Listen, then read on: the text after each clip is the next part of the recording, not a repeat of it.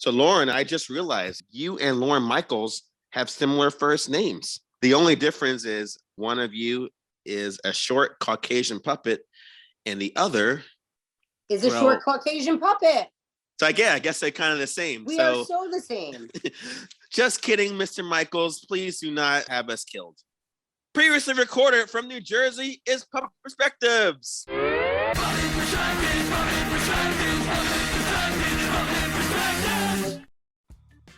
Lorne Michaels, Emmy Award-winning legendary Canadian writer and executive producer, born on November 17th, 1944. He moved from Toronto to Los Angeles in 1968 and was writing for shows like Laugh-In and The Phyllis Diller Show by the early 70s. But we all know him as the creator of the famous sketch comedy show, The News Show, which ran for a whole 3 months back in 1984. But he also had success with another sketch comedy show, and that's The Kids in the Hall. Had 6 seasons and started the careers of actors like David Foley and Mark McKinney. Some of you might not know this. Lorne Michaels, also executive producer of a little-known sketch comedy show called Saturday Night Live.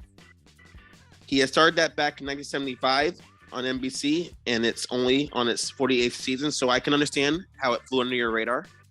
Saturday Night Live, or SNL, as us cool people like to call it, has launched the careers of people like Matthew Lawrence, Luke Knoll, Brooks Wheelan, and even Morwenna Banks. Also, other lesser-known actors like Dan Aykroyd, Mike Myers, John Belushi, and Will Forte, who we'll be mentioning in this tribute. So SNL has created several iconic characters in some of their sketches over the years that have been spun off into successful or critically panned feature films. So for this edition of our pre-death tribute, we are paying our early respects to Lorne Michaels by ranking all 11 SNL films from worst to best. Lauren and I are actual SNL fans who still keep up with the show to this day. So this list will be 100% accurate. Are you ready, Lauren? Yeah, sure. I'm ready. All right, here we go. Coming in at number 11 is It's Pat from 1994. The OG binary person, if you will. This movie is known as the worst SNL movie and also the worst movie on Earth. I think the issue of this movie is Pat is more intrusive and reprehensible than they are in the sketches. I know this is a part in the movie where Pat and Pat's partner, Chris, they bond over like their love of good movies and how they hate bad, boring movies. And I'm like, is this like meta for this film itself? Is that the joke here? I couldn't really figure it out. The double entendre jokes wouldn't have gotten old so fast if they weren't like ripped from the sketch itself, because you can see every joke coming from a mile away. I will say the positive things, which is barely anything about this movie, is Charlie Rocket. He plays this guy named Kyle who's like obsessed with finding out Pat's gender. So he's like so obsessed to the point where it's like creepy, and it's the funniest parts of the movie. And even they have the band Ween in this movie, and they cannot save this like abysmal film. I'm kind of curious what you thought of this, Pat. I was always a fan of the sketch. Mm-hmm. And I liked that all the expectation of the sketch was what was presented in the movie. Because to me, the movie is just a longer version of the sketch. It's the sketch personified. I liked the movie for that. And also, Kathy Griffin. She is in the movie. You're right. I'm more curious about why this movie was made than what Pat is. The plot for this movie is kind of all over the place, but goes nowhere at the same time. I think the 0% on Rotten Tomatoes is well deserved. Coming in at number 10, Stewart Saves His Family, 1995. I found this movie is interesting where they have guys falling off the roof. I thought that was kind of funny. And there's a line that says, quote, "Why don't you pick on someone with pubes?" Or, "You gonna give me the ball or should I shove it up your ass?" And that was said by the dad, played by Harris Yulin. He was maybe the most amusing person in this whole movie. but all his jokes did not last too long. Another humorless SNL film with barely any plot that surprisingly is convoluted at the same time. They have the actress Laura Giacomo. Giacomo, thank you. She's in the 90s sitcom Just Shoot Me, which coincidentally is what I kept saying to myself throughout this whole movie. Painfully unfunny. I say you should absolutely watch the SNL sketch, what he did about how this movie flopped, and it's way funnier than this whole movie entirely. Which, by the way, this movie is not supposed to be funny. It's supposed to be more of a dramedy, but it's not abundantly clear, which is the whole dilemma with why I think this movie failed so miserably. Thoughts, Lauren? I thought this movie was good enough, smart enough, and gosh darn it, people should like it. I loved Stuart Smalley, the sketch, and I actually really enjoyed this movie. Like, this one gave the backstory about Stuart. Like, you understood why he was the daily affirmation guy, because he came from a very fractured home. He learned to get past his father telling him he was a disappointment. And gosh darn it, I liked it. Well, let's get to some ones that maybe you agree are bad. Coming in at number 9 is Superstar. And I have to admit, I chuckled a bit when she made out with the tree and the stop sign. Brief cameo from a young Tom Green, which I thought was underused and confusing at the same time. The dance sequence to CNC Music Factory did kind of win me over. And I always thought Molly Shannon was great at physical comedy. She really throws herself literally into the role of this character as well as movie. But I kept asking the same question. Where is this movie going? And where are the jokes? Mary Catherine Gallagher seems like she inspired the character Tina from Bob's Burgers. You know, that awkward, horny teenager thing who wants to get kinky with her crush. So, what are your thoughts? It was cringy, but it was cute. And I always loved Superstar. I liked it. And I did feel like it was going somewhere. It was for her to discover that she didn't need the cute boy, which hilarious Will Ferrell role. It was cute and I liked it. She does wear the Catholic girl outfit pretty well. Unlike the characters in our next one, who don't wear them at all. Coming in at number 8, A Night at the Roxbury, 1998. And it starts as a beat-for-beat reenactment of the original sketch. And I was like, how will they pull this off in 90 minutes? Will Ferrell is playing his usual man-child role. That's a stretch, right? And the plot is the Batabi brothers are on a quest to get into the Roxbury Club, which they accomplished in 20 minutes into the movie. So it's like, well, where can the movie go right now? They got Richard Grieco in the movie, but who cares? The other people is Dan Hedaya. Dan Hedaya plays their angry father. He's hilarious. Did I hate the movie? No. Yes. Roxbury, I guess you would put over Superstar like I did? I definitely put that over Superstar, yes. It was dopey, but it was funny. Chris Kattan stole the show. Like, it was more him focally. Some of the sight gag stuff was very funny to me. Like, I really liked how when they were loading the floral van, they're just throwing things with reckless abandon, you know? And how the girls wanted them because they thought they were more than what they were. Molly Shannon was not looking bad in that movie. She was pretty much a hottie in that film. Coming in at number 7, got the Blues Brothers 2000, which used to be my least favorite movie ever until we watched all these films. So when it comes to Dan Aykroyd, I realize he will not turn down a role. Examples include Caddyshack 2, The Ghostbusters 2016, Christmas with the Cranks, Yogi Bear, what have you. He wants to work. He does not care what the script says. But this movie is trash in the fact that they have the orphanage that they spent the whole original movie trying to save, and it closed anyway. So it's like, what was the point of that first movie?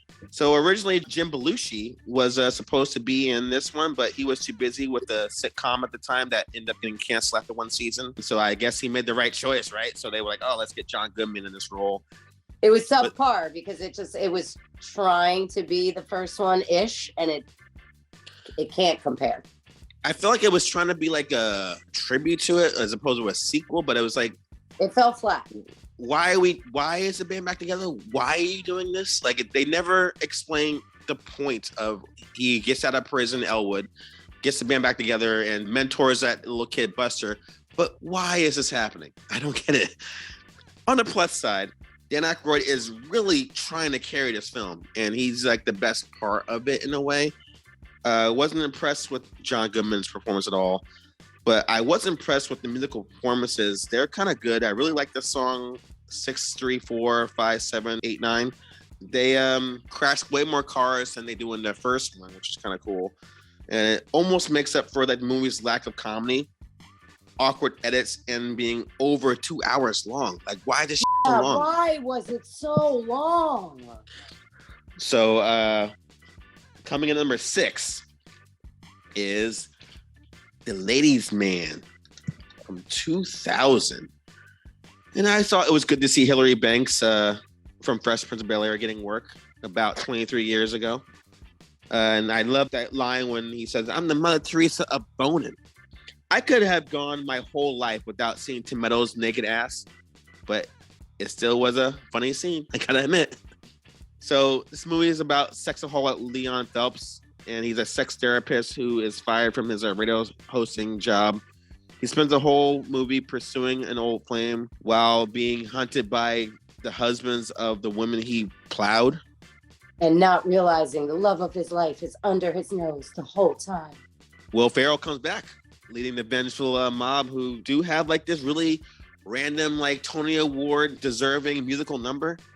Great soundtrack, decent amount of hot babes, pretty terrible second half.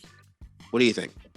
I did appreciate a little bit of Leon's backstory and learning more why he became the ladies' man. But overall, I was so fucking distracted because I was so bored. This movie was This movie reminds me of the time I was interning at my local radio station. I remember it like it was yesterday. Hey there, just want to remind you to hit that subscribe button and ring the bell to get updated whenever we post a new review or ranking video. It only takes a second. If you had a YouTube channel, I'd subscribe to it. Now back to our video already in progress. And the police never did find their bodies. Anyway, coming at number 5, we got Coneheads from 1993. Once again, Lorne Michaels trying to be topical with a film about a sketch that aired about 17 years earlier. I remember back in 1993, we were clamoring for a Coneheads movie. We're like, where is the Coneheads movie? We need Coneheads. Like, they were in the zeitgeist that whole year. We finally got it. So they're like, let's call Dan Aykroyd. And actually, this movie is based off a 30-minute animated Coneheads pilot that aired in 1983, but never got picked up. So if you want the condensed version of this movie, just watch that on YouTube. So similar to the sketch, it's still funny to hear Beldar and Primat like talking their fast, nasally, formal language. Maintain low tones, consume mass quantities. Movie is somewhat of a who's who when it comes to cameos of comedians like Sinbad, Tom Arnold, Michael Richards. Got SNL alumni Michael McKean, Adam Sandler, David Spade, Chris Farley. All the cameos. You missed Jason Alexander. That's right. Got 2 Seinfeld people in the movie. All the cameos don't really help to elevate the humor. So I say this movie, it is acceptable. It's just there. It's not hurting anybody. It just exists. What do you think? I totally agree. But I didn't remember it being so slow. Like, even just the build up to their presence on Earth, I was like, holy shit, has this been on for 90 minutes already? Oh no, it's only been on for 10. It's a classic sketch. There was growth from the sketch, as all these movies do. All right, coming at number 4, we got It's Wayne's World 2, also 1993. I think it's pretty on par with the original. I laughed equally amounts of times. It's a relatable story about Wayne trying to find out his purpose only to put on a rock festival. At first, none of the bands commit, which has this like potential to be the original Fire Festival. And in the end, Aerosmith show up as well as Wayne's girlfriend, Cassandra. So 2 bands at a festival. I'm like, this is the worst festival in history. Especially after the billing he said it was going to have.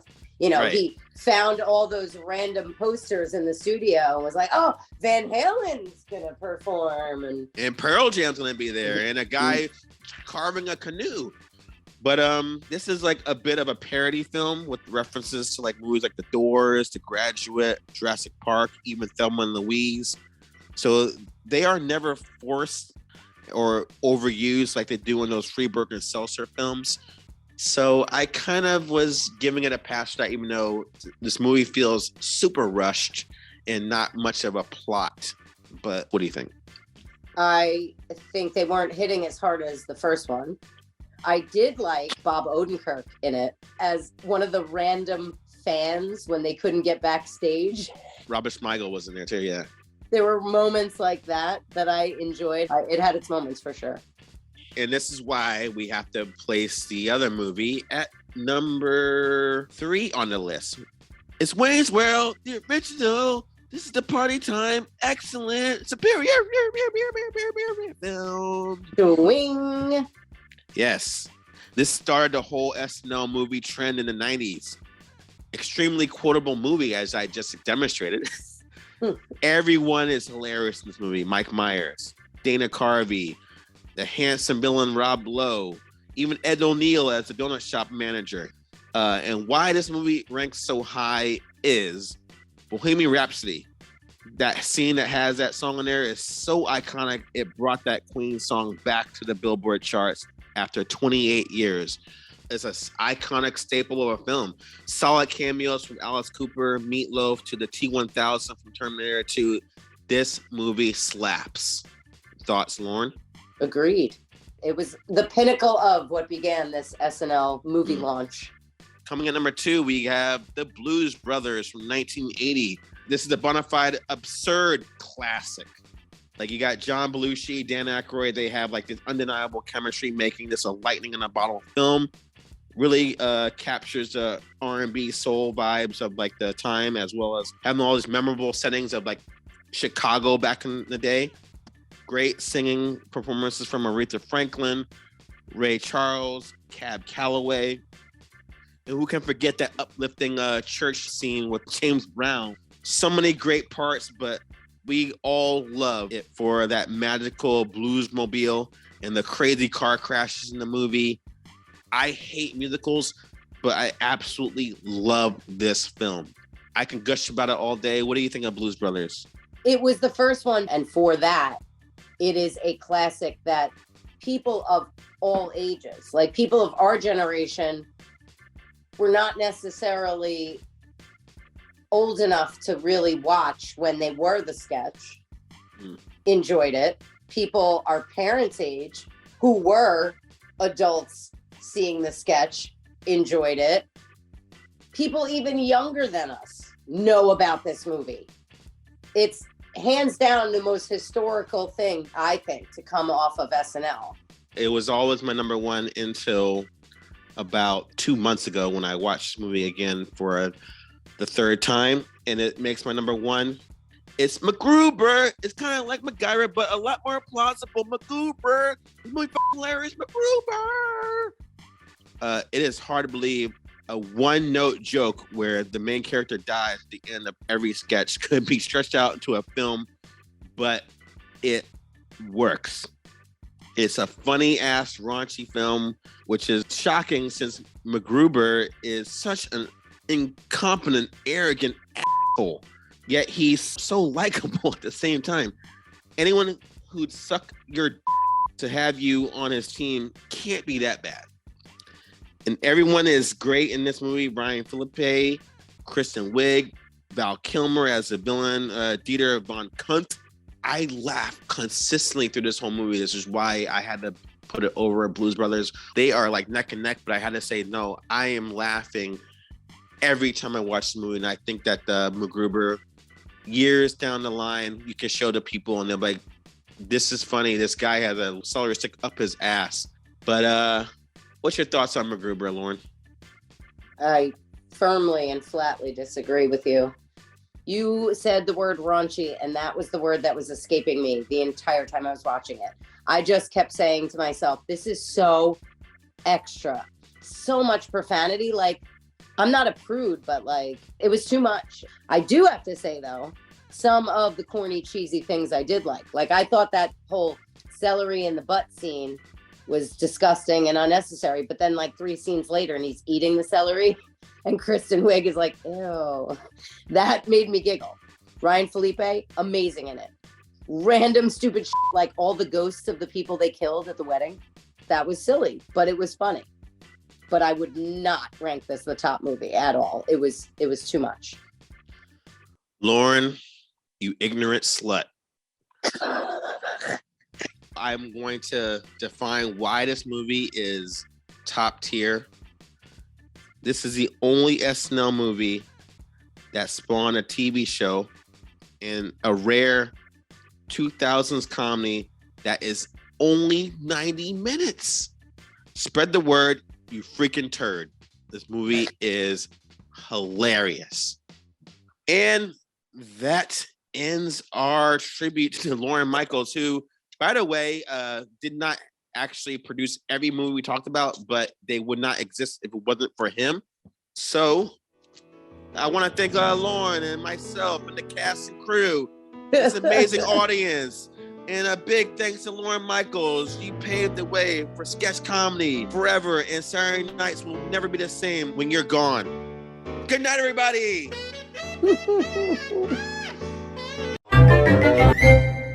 Like and subscribe, folks.